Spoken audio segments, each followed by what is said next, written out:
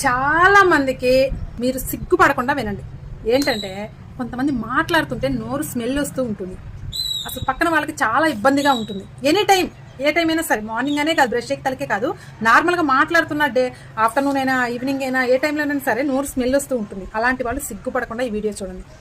ఆ నోటి వాసన పోవటానికి 4 చిట్కాలు చెప్తాను, ఒక్కసారి వినండి. నెంబర్ 1, మీరు బ్రష్ వేయగానే తులసి ఆకులు లేదా సోప్ నవలండి. దీనివల్ల మీరు మాట్లాడినప్పుడు కూడా మంచి సువాసన వస్తూ ఉంటుంది, నోరు కూడా ఫ్రెష్గా ఉంటుంది.